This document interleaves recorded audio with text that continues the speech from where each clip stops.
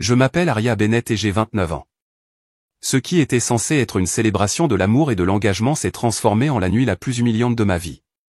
C'était notre premier anniversaire de mariage, et j'avais prévu de m'en souvenir pour toujours pour la joie, pour le rire, pour tout le bien qui vient avec l'amour. Mais au lieu de cela, tout s'est effondré. Nous organisions une grande fête chez nous à Willowdale, une charmante petite ville où j'avais grandi. J'avais hérité de cette maison de mes parents et elle contenait tous mes souvenirs les plus précieux. Mon mari, Caleb, avait 31 ans, un homme que je croyais autrefois gentil, patient et loyal. Il travaillait comme consultant immobilier et lorsque nous nous sommes mariés, j'ai vraiment cru que j'avais trouvé ma vie. La maison était joliment décorée ce soir-là. Les lumières scintillaient le long des murs, la musique jouait doucement en arrière-plan et les rires résonnaient dans tous les coins. Nos amis, collègues et famille élargie étaient réunis dans la salle à manger, levant leurs verres et trinquant. Même Marilyn, la mère de Caleb, était là, ses perles emblématiques et son parfum coûteux rappelant à tous son statut. Elle était propriétaire d'une boutique de mode à la retraite, connue pour son élégance et son attitude glaciale. Au début, la soirée s'est bien déroulée, mais au fur et à mesure que la soirée avançait, j'ai remarqué que le sourire de Marilyn devenait plus aigu, plus forcé. Ses yeux me suivaient dans la pièce et ses conversations étaient entrecoupées de subtils pics. Je l'ai ignoré. Je me suis rappelé que c'était ma fête. Puis vint le moment que je n'oublierai jamais. Marilyn s'est levée pendant le dîner, a tapoté son verre avec sa bague et a retenu l'attention de la salle. « J'ai quelque chose d'important à dire », déclara-t-elle d'une voix calme mais lourde. Tout le monde se tourna vers elle. Caleb avait l'air confus et je la regardais, perplexe. Elle leva son poignet nu, montrant la légère ligne de bronzage là où se trouvait autrefois sa montre de luxe en or. « Ma montre, dit-elle lentement, un héritage familial valant des milliers de dollars, a disparu. Et la dernière personne près de ma chambre était Aria. Mon cœur s'est brisé. » Je la regardais, choqué. « Non, balbutiai-je. Je ne sais pas de quoi tu parles. Je n'ai pas été là. » Ne mens pas, dit-elle sèchement, son sang-froid se brisant. Vous avez toujours envié le style de vie de notre famille. Admettez-le, vous l'avez volé. La pièce devint silencieuse. Les yeux se tournèrent vers moi. Caleb se leva et je me tournai vers lui pour obtenir du soutien. Au lieu de cela, il a crié, « Aria, si tu l'as pris, rends-le. N'empire pas les choses. » Je n'ai rien pris, ai-je pleuré. Comment peux-tu croire ça? Et puis, avant que je puisse dire un autre mot, il m'a frappé au visage. Des halètements remplissèrent la pièce. J'ai trébuché en arrière, me serrant la joue, humilié et abasourdi. J'appelle la police, dit froidement Caleb. Quelques minutes plus tard, j'ai été traîné hors de chez moi, menotté, le visage brûlant de douleur, l'âme brisée par la trahison. Marilyn sourit. Caleb se tenait droit et les gens que j'avais accueillis chez moi détournaient le regard. Mais ce qu'ils ne savaient pas, c'est que je reviendrai et que je ne reviendrai pas les mains vides. Le trajet à l'arrière de la voiture de police semblait irréel. Mes mains étaient menottées, mes joues encore piquées par la gifle de Caleb et je pouvais à peine voir à travers les larmes qui obscurcissaient ma vision. Je ne m'étais jamais senti aussi humilié, aussi complètement abandonné. Les lumières clignotantes rouges et bleues se reflétaient sur les vitres de la voiture, chaque impulsion me rappelant que ma vie tout ce en quoi je croyais venait de voler en éclats. Au commissariat, j'ai été traité comme un criminel, empreinte digitale, photo d'identité judiciaire, regard froid de la part d'agents qui croyaient déjà que j'étais coupable. Ils m'ont conduit dans une petite salle d'interrogatoire faiblement éclairée.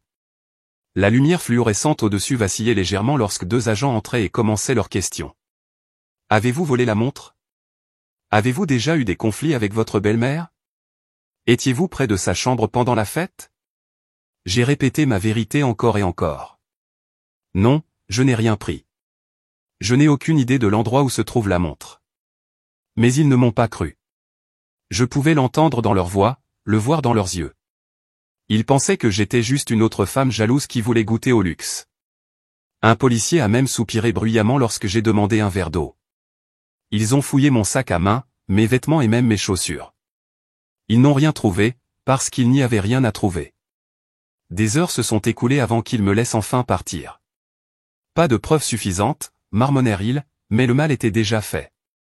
Ma réputation, ma dignité, mon sentiment d'appartenance, tout avait été arraché. Il était 4 heures du matin lorsque je suis sorti de cette gare. Je me tenais seul sous les lampadaires de Willowdale, serrant fermement mon manteau autour de moi, ne sachant pas où aller. Je ne pouvais pas retourner dans ma maison, la maison dont j'avais hérité, celle que Caleb et Marilyn revendiquaient désormais comme la leur. D'une manière ou d'une autre, pendant notre mariage, ils avaient manipulé la paperasse, déformant la loi en quelque chose que je ne reconnaissais pas. Tout en leur faisant confiance, tout en croyant que l'amour me protégeait. J'ai trouvé un motel bon marché à la périphérie de la ville. Ça sentait l'eau de javel et la poussière, mais je m'en fichais. Je me suis effondré sur le lit usé, j'ai regardé le plafond fissuré et, pour la première fois de la nuit, je me suis laissé effondrer complètement. Mon téléphone bourdonnait de messages et d'appels manqués, amis, parents éloignés, voisins. Aucun d'eux ne m'a demandé si j'allais bien. Ils voulaient tous la même chose, l'histoire, les ragots enveloppés de fausses inquiétudes. Je les ai tous ignorés. J'étais épuisé ou émotionnellement, physiquement, mentalement. Mais derrière cet épuisement, quelque chose d'autre a commencé à surgir, la rage. Ils m'avaient tout pris, mais je n'allais pas les laisser gagner. Le lendemain matin, je me suis assis au bord du lit du motel, me regardant dans le miroir fissuré. Mon visage était pâle, mes yeux gonflés et la marque rouge de la gifle de Caleb me brûlait encore la joue. Je n'ai pas reconnu la femme qui me regardait. Mais sous les bleus et la douleur, quelque chose avait changé. Je n'étais pas seulement brisé. J'étais en colère. J'avais fait confiance à Caleb. J'avais accueilli sa mère chez moi. J'avais fait tout ce qui était en mon pouvoir pour essayer de maintenir la paix, d'être une bonne épouse, une gentille belle-fille. Et qu'est-ce que j'ai eu? Humiliation publique, trahison, sans-abri. Et puis, comme si l'univers voulait se moquer davantage de moi, j'ai reçu un avis d'expulsion. J'ai regardé le document avec incrédulité. La maison en ma maison, celle que mes parents m'avaient léguée, portait désormais légalement le nom de Caleb. Il avait utilisé notre mariage pour transférer discrètement la propriété, exploitant ma confiance et mon amour comme un prédateur. J'ai froissé la vie dans mes mains. C'était mon point de rupture. L'Aria qui voulait autrefois maintenir la paix, qui essayait de voir le bien en chacun, avait disparu. Une nouvelle Aria se levait, celle qui refusait d'être une victime. J'ai rassemblé le peu d'énergie qui me restait et je suis retourné au commissariat, non pas comme un suspect cette fois, mais comme quelqu'un prêt à riposter. J'ai demandé à parler à quelqu'un pour déposer une plainte officielle. L'officier au bureau m'a jeté un regard fatigué, supposant clairement qu'il s'agissait simplement d'un problème domestique. C'est probablement un malentendu, dit-il en se tournant déjà vers son ordinateur. Non, dis-je fermement. C'est de la fraude, du vol, des abus, et j'en ai la preuve. C'est à ce moment-là qu'ils m'ont présenté au détective Naomi Clark, une femme d'une quarantaine d'années aux yeux perçants et à la présence calme. Elle a écouté, vraiment écouté pendant que je lui disais tout, des insultes calculées de Marilyn à la passivité croissante de Caleb, de la fausse accusation lors de la fête à la gifle, l'arrestation, les faux papiers et la maison volée. Je sais que ça fait beaucoup, dis-je, la voix tremblante. Mais tout est vrai. Ils m'ont tout pris. Naomi ne m'a pas repoussé. Elle hocha lentement la tête. Ils ont l'air intelligents, mais les gens intelligents laissent des traces. Nous les trouverons. Pour la première fois depuis des jours, j'ai ressenti autre chose que le désespoir, l'espoir. Nous avons ouvert un dossier. L'inspecteur Naomi Clark n'a pas perdu de temps. Le lendemain matin, elle m'a appelé pour une déclaration officielle. Je me suis assis en face d'elle dans un petit bureau calme avec un bloc-notes sur mes genoux et mes mains encore tremblantes. Mais cette fois, je n'ai pas eu peur. J'étais prêt. Je lui ai tout raconté, les rendez-vous, les conversations, les détails financiers, les moments qui semblaient autrefois trop petits pour avoir de l'importance mais qui révélaient désormais un schéma plus large. Naomi a posé des questions réfléchies, sans jamais me presser, et a pris des notes méticuleuses. Quand j'ai mentionné que le nom de Caleb avait été ajouté à l'acte de propriété peu après notre mariage, ses yeux se sont légèrement plissés. « Avez-vous toujours les documents originaux ?» elle a demandé. « Oui, dis-je en hochant la tête. Le testament de mes parents, l'acte, les documents bancaires. Je les ai tous gardés dans une serrure ignifugée. Où est le coffre-fort maintenant ? Elle a demandé. J'ai hésité. Il était dans le placard de la chambre. Caleb a dû le prendre. Naomi a griffonné une note et m'a assuré qu'ils examineraient la question. Les jours suivants furent lents mais réguliers. Naomi a chargé une petite équipe de commencer à rassembler des preuves, extraire mes dossiers financiers, vérifier les transferts de propriété et examiner les activités bancaires de Caleb. J'ai retourné tous les SMS, emails et reçus que j'ai pu trouver. En même temps, j'ai essayé de retrouver une certaine stabilité. J'étais toujours au motel, chambre 112, qui était devenu mon petit abri contre la tempête. La femme qui gérait les lieux, Elsie, était une âme bienveillante. Elle avait la soixantaine, avec des boucles argentées et une voix rauque après des années de tabagisme. Elle m'apportait du café tous les matins sans rien demander et laissait toujours un repas chaud devant ma porte lorsqu'elle savait que je n'avais pas mangé. « Tu ne leur dois pas tes larmes, ma douce fille », m'a-t-elle dit un soir, assise à côté de moi sur le petit banc devant ma chambre. « Ce qu'ils t'ont fait, ce n'est pas de l'amour. C'est du poison. » Sa gentillesse m'a tenu ensemble plus qu'elle ne le pensait. 2 semaines après le début de l'enquête, Naomi m'a appelé avec une étincelle d'excitation dans la voix. « Aria, dit-elle alors que je m'asseyais à nouveau en face d'elle. Nous avons trouvé quelque chose. » Elle a fait glisser un dossier vers moi. À l'intérieur se trouvaient des documents montrant que Caleb avait ouvert un compte en fiducie secret à son nom quelques semaines seulement après notre mariage. Des milliers de dollars, l'argent de mon héritage y avait été investi, lentement et soigneusement au fil du temps. Les transferts étaient déguisés en dépenses courantes, rénovation de la maison, paiement d'assurance, entretien. Mais tout cela le menait directement. Je regardais les journaux, le ventre tordu. Je me sentais à nouveau trahi.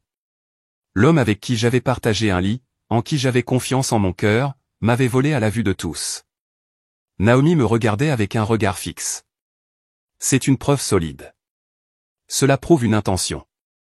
Il n'était pas seulement passif, il était complice. Et nous étudions plus profondément l'implication de Marilyn. J'ai le sentiment qu'elle est l'architecte derrière tout cela. J'acquiesçais lentement, la colère brûlant sous mes côtes. Je veux les empêcher de vendre la maison. Pouvons-nous faire ça? Naomi m'a fait un demi-sourire. Déjà dessus. Nous avons déposé une injonction d'urgence. Ils ne peuvent pas toucher à cette propriété maintenant. Pas tant que nous n'aurons pas terminé cette affaire. C'était la première vraie victoire, mais je savais que le combat n'était pas terminé. Je venais juste de commencer à reprendre ma vie. À mesure que l'enquête prenait de l'ampleur, ma détermination grandissait également. Chaque matin, je me réveillais, je me versais une tasse de café de motel et je me rappelais, ils ne gagneront pas. L'inspecteur Naomi Clark m'a tenu informé à chaque étape du processus. Elle était méthodique, patiente et implacable. Quelques jours après avoir gelé la vente de la maison, elle m'a rappelé. Cette fois, son ton avait du poids. Aria, dit-elle en faisant glisser un email imprimé sur le bureau. Nous venons de décrocher l'or. Je me suis penché et j'ai scanné la page. Mon cœur s'est brisé en lisant la ligne d'objet, étape pour garantir la pleine propriété. C'était un email que Marilyn avait envoyé à Caleb quelques semaines seulement avant notre anniversaire. Dans ce document, elle explique comment me manipuler pour transférer des actifs, quels mensonges raconter et même comment utiliser la fête comme une distraction parfaite si les choses tournent mal. Enivrez-la s'il le faut, lit-on sur une ligne. Faites-lui signer les documents pendant qu'elle est émue. J'ai regardé les mots, abasourdi. Tous ces moments que j'avais passés de côté ou ces commentaires sarcastiques, l'insistance soudaine de Caleb à mettre à jour les comptes communs, la pression de lui faire aveuglément confiance faisaient partie d'un plan. Une trahison préméditée. Naomi s'est assise sur sa chaise, me regardant en supporter le poids. Cela va bien au-delà de la fraude. Il s'agit d'un abus émotionnel calculé. Elle l'a accompagné à chaque étape. Les larmes me montèrent aux yeux, mais je ne les laissais pas couler. Je ne donnerai pas cette satisfaction à Marilyn, même en mémoire. Pouvons-nous utiliser ça au tribunal? Ai-je demandé doucement. Absolument, répondit Naomi. C'est accablant. Le bureau du procureur prépare des accusations formelles contre deux. Nous allons récupérer votre maison, votre argent et votre nom. Pour la première fois, je l'ai cru. Dans les semaines qui ont suivi, j'ai recommencé à me sentir moi-même non pas la femme naïve accrochée à un mariage brisé, mais la femme qui y avait survécu. J'ai commencé à aider Naomi et son équipe en organisant tous les documents qu'il me restait, en répertoriant les détails de chaque conversation qui ne semblait autrefois pas pertinente. De petits morceaux qui s'ajoutaient désormais pour former un tableau complet de manipulation et de cupidité. Elsie, la directrice du motel, est devenue comme une famille à cette époque. Elle a même pris une photo de moi un après-midi et l'a épinglée sur le tableau d'affichage derrière la réception. La femme la plus forte que je connaisse, dit-elle fièrement. J'ai souri à travers mes larmes, non pas parce que j'étais brisé, mais parce que quelqu'un m'a enfin vu tel que j'étais vraiment. Puis, un soir, alors que le soleil se couchait sous les arbres à l'extérieur de la chambre 112, Naomi a rappelé. Aria, dit-elle d'une voix sérieuse. Ils ont essayé de répertorier la maison sous un faux nom. Marilyn a utilisé une fausse identité et a engagé un agent privé pour contourner l'injonction. Si nous ne l'avions pas signalé à temps, la propriété aurait pu être vendue à l'étranger. Mon sang s'est glacé. Ils étaient désespérés. Dangereux. Mais Naomi avait déjà une longueur d'avance. Nous les avons accusés de tentative de fraude, d'entrave et de falsification d'identité. Avec les accusations de vol et d'abus, cette affaire est désormais close. Je me suis assis tranquillement, laissant tout cela pénétrer. « Êtes-vous prêt à les poursuivre en justice ?» elle a demandé. Je n'ai pas hésité. Oui. Je n'ai jamais été aussi prêt. Le jour du procès est arrivé plus tôt que prévu. Je me tenais devant le palais de justice du comté de Willowdale, vêtu d'un simple costume bleu marine. Mon cœur battait à tout rompre sous mes côtes. Le ciel était gris et une brise fraîche balayait les arbres bordant les marches du palais de justice. C'était comme le calme avant une tempête à laquelle je m'étais préparé, une tempête dans laquelle j'étais prêt à entrer. L'inspecteur Naomi Clark m'a accueilli à la porte. Elle m'a fait un signe de tête ferme et un sourire rassurant. « Vous allez réussir », a-t-elle déclaré. « Ce n'est pas vous qui êtes jugé ici. C'est eux qui le sont. » Dans la salle d'audience, tout était calme, trop calme. Le bourdonnement silencieux des avocats et des papiers mélangés remplissait l'espace, mais pour moi, cela semblait lointain. Mes yeux balayèrent la pièce jusqu'à ce qu'ils atterrissent sur Caleb et Marilyn assis ensemble à la table de la défense.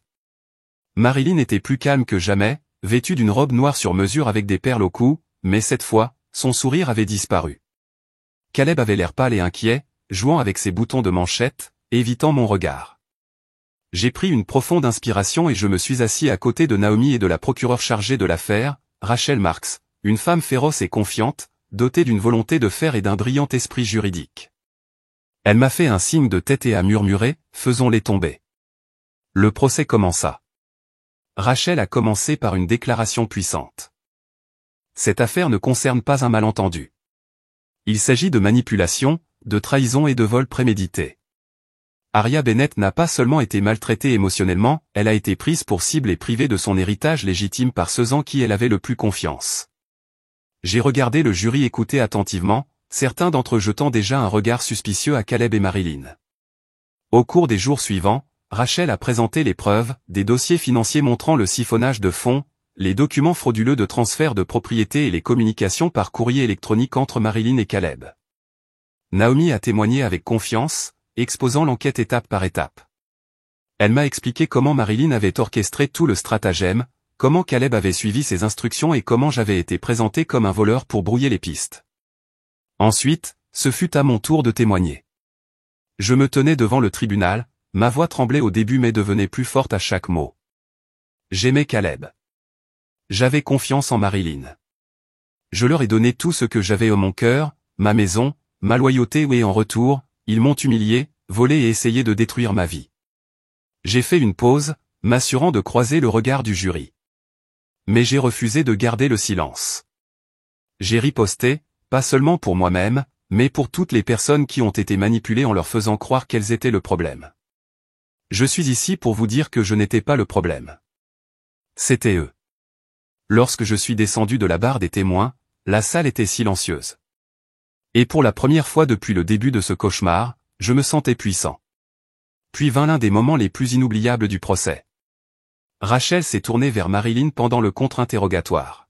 « Madame Langston, dit-elle froidement et calmement, pouvez-vous expliquer pourquoi vous avez accusé Aria d'avoir volé votre montre alors qu'aucune preuve physique de vol n'a jamais été trouvée ?»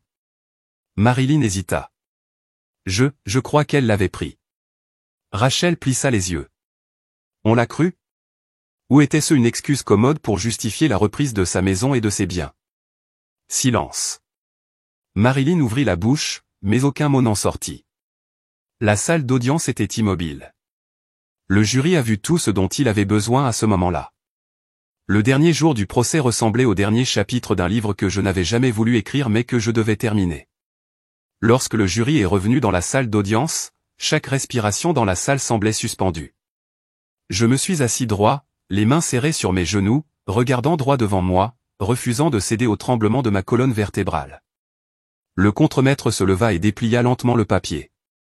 Pour les accusations de fraude, de vol et de violence psychologique, nous déclarons les accusés Caleb Langston et Marilyn Langston coupables de tous les chefs d'accusation. J'ai fermé les yeux alors que les mots pénétraient. Coupable. Une vague d'émotions m'a envahi, soulagement, validation, justice. Toute la douleur, la trahison, les nuits blanches dans cette chambre de motel, tout cela avait conduit à cela. J'ai senti les larmes monter, mais cette fois, ce n'étaient pas des larmes de chagrin. C'était tout autre chose. La voix du juge résonna dans la salle d'audience. Sur la base des preuves accablantes présentées et du verdict unanime du jury, ce tribunal condamne Caleb Langston à 9 ans de prison d'État et Marilyn Langston à 11 ans pour complot, fraude financière, falsification d'identité et violence psychologique. Congelé. La maison devait me être restituée immédiatement.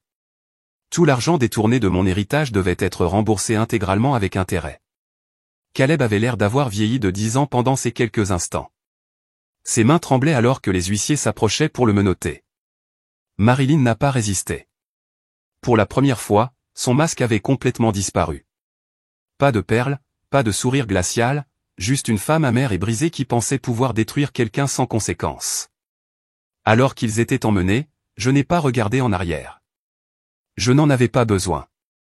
Naomi se pencha vers moi et murmura, « Ils ont eu ce qu'ils méritaient. » J'ai hoché la tête, refoulant mes larmes. « Merci à vous. »« Non, dit-elle doucement. Grâce à toi.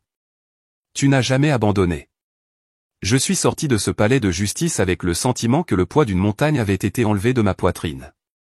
Le ciel au-dessus de Willowdale était plus lumineux qu'il ne l'avait été depuis des semaines, et pour la première fois depuis ce qui semblait être une éternité, j'ai respiré librement. Justice avait été rendue, mais mon voyage n'était pas encore terminé. Il était maintenant temps de récupérer ce qui m'appartenait. Les jours suivants m'ont semblé être un rêve dont je ne m'étais jamais permis de croire qu'il se réaliserait. La maison bien-aimée de mes parents, m'a été restituée. Je me tenais devant, les clés à la main, ne sachant pas si je devais rire ou pleurer. La pelouse était envahie par la végétation, les parterres de fleurs ternes, mais c'était toujours ma maison. Chaque craquement du plancher, chaque fissure de la peinture contenait un souvenir que je pensais m'avoir été volé pour toujours. J'ai parcouru lentement chaque pièce, touchant les murs comme s'ils allaient disparaître à nouveau. Les meubles ornés de Marilyn avaient disparu. Les améliorations de Caleb ont été supprimées. La maison était calme, vide, mais elle me semblait enfin à nouveau la mienne. La première chose que j'ai faite a été de redécorer, non pas pour effacer le passé, mais pour lui insuffler une nouvelle vie. J'ai peint les murs dans des tons terre doux, remplacé les rideaux par du linge chaud et rempli chaque coin de choses que j'aimais, des livres, des plantes, des photographies de mes parents. Cela guérissait, un coup de pinceau à la fois. J'ai embauché un nouveau conseiller financier pour m'aider à trier ce qui restait de mon héritage. Grâce à l'ordonnance du tribunal, chaque centime volé par Caleb a été restitué. Lentement mais sûrement, mes économies étaient reconstituées et mes comptes dégelés. Mais plus que l'argent, ce que j'ai récupéré, c'est mon indépendance.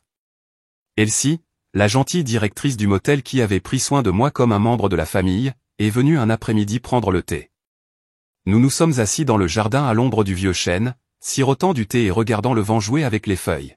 « Tu l'as fait, chérie, dit-elle en souriant avec cette chaleur familière. Tu as repris ta vie. » J'ai hoché la tête, lui tenant doucement la main. Je n'aurais jamais pu le faire sans des gens comme toi et Naomi. Elle secoua la tête. Vous avez fait le plus dur. Vous y avez survécu et vous en êtes ressorti plus fort. Elle avait raison. Je n'étais pas la même femme qui était sortie de cette maison menottée. Je n'étais pas la femme qui avait supplié son mari de la croire, qui avait été giflée devant une foule et réduit au silence par humiliation. J'étais quelqu'un de nouveau maintenant. Les mois ont passé et peu à peu, la vie a repris son cours normal. Mais ce n'était pas l'ancienne version de la normale. C'était quelque chose de mieux, quelque chose que je construisais moi-même à partir de zéro. J'ai toujours été passionné par la décoration d'intérieur, un passe-temps que j'ai hérité de ma mère, j'ai donc décidé de faire de cette passion un métier. j'ai lancé une petite entreprise indépendante de décoration d'intérieur, proposant des rénovations personnalisées de pièces et des plans de conception économique. Au début, j'ai entrepris de petits projets amis d'amis, référence locale, mais la nouvelle s'est rapidement répandue. À la fin de ce premier mois, j'avais 5 clients actifs et une liste d'attente. Le travail est devenu ma thérapie. Cela m'a donné un but, une raison de me lever chaque matin. Cela m'a rappelé que j'étais capable non seulement de survivre, mais aussi de prospérer. L'inspecteur Naomi Clark m'appelait de temps en temps pour vérifier. Je voulais juste voir comment tu te comportais, disait-elle, mais sa voix était toujours empreinte de fierté, comme une sœur aînée qui me soutenait tranquillement en arrière-plan. Un jour, je l'ai encore remercié. Tu ne m'as pas seulement aidé à gagner une affaire, lui ai-je dit. Tu m'as aidé à me retrouver. Elle rit doucement. Tu as fait ça tout seul. Je viens de te donner la lampe de poche. La guérison émotionnelle a été plus lente. Certaines nuits, je me réveillais trempé de sueur, des flashs de cette nuit-là, de la trahison de Caleb, du sourire narquois de Marilyn vacillant encore dans les coins de mon esprit. Mais ces moments ont commencé à s'effacer avec le temps, remplacés par des matinées tranquilles dans le jardin, des rires pendant un dîner avec Elsie et la joie de voir le visage d'un client s'illuminer devant un projet terminé. Un après-midi, alors que j'organisais le grenier, j'ai trouvé une vieille photo cachée dans une boîte poussiéreuse. C'était moi et Caleb de notre lune de miel. Nous sourions, les bras enroulés l'un autour de l'autre, parfaitement inconscients du chaos à venir. Je l'ai regardé longuement puis, sans hésitation, je l'ai déchiré en deux. Il n'y avait ni tristesse, ni regret, juste la paix. Ce chapitre était complètement terminé. Un soir, environ 6 mois après la fin du procès, je me trouvais dans le jardin de ma maison récupérée, entouré de personnes qui étaient devenues ma famille d'élection. La brise chaude de Willowdale bruissait à travers les arbres. De la musique douce diffusée par les haut-parleurs que j'avais installés près du patio. Des lanternes en papier se balançaient au-dessus de nous, projetant une douce lueur dorée sur le jardin. Ce n'était pas extravagant, ce n'était pas nécessaire. C'était réel, simple, le mien. Je n'avais invité que quelques personnes, Elsie, bien sûr, et son mari Harold, quelques-uns de mes nouveaux clients en design qui étaient devenus des amis proches, et la détective Naomi Clark, qui s'est présentée en jean et cardigan, tenant une bouteille de cidre pétillant et un sourire rare et facile. « Tu as fait quelque chose de magnifique ici », dit Naomi en regardant le jardin. Je souris en passant une boucle derrière mon oreille. « Pas seulement la maison, répondis-je. Ma vie. » Au fur et à mesure que la soirée se poursuivait, les rires montaient de tous les coins. Les gens ont dansé, raconté des histoires et porté un toast à un nouveau départ. Je suis resté au bord de tout cela pendant un moment, juste pour m'imprégner. Il y a 6 mois, j'avais été traîné hors de cette même maison menottée, humilié et abandonné. Maintenant, j'étais grand, fier et entouré de chaleur. Plus tard dans la nuit, alors que les invités partaient et que les étoiles couvraient le ciel, je me suis assis seul sur les marches arrière, sirotant le reste de mon cidre. J'ai levé les yeux vers le ciel et j'ai murmuré « Merci, maman et papa ». Je l'ai gardé. J'ai gardé la maison. J'ai gardé mon nom et je vais enfin bien. Ce n'était pas la vie que j'avais imaginée quand j'avais dit « oui » à Caleb, mais c'était tellement mieux. J'avais trouvé une force que je ne connaissais pas. J'avais reconstruit tout ce qu'ils essayaient de détruire, et je l'avais fait selon mes propres conditions. C'était mon histoire, et même si le chapitre avec Caleb et Marilyn était terminé, le reste du livre était toujours en cours d'écriture par moi. Je m'appelle Aria Bennett et je suis libre. Merci d'avoir regardé la puissante histoire de courage et de justice d'Ara. Si son parcours vous a inspiré, n'oubliez pas d'aimer la vidéo, de laisser un commentaire et de vous abonner à la chaîne pour plus d'histoires comme celle-ci. Votre soutien signifie le monde.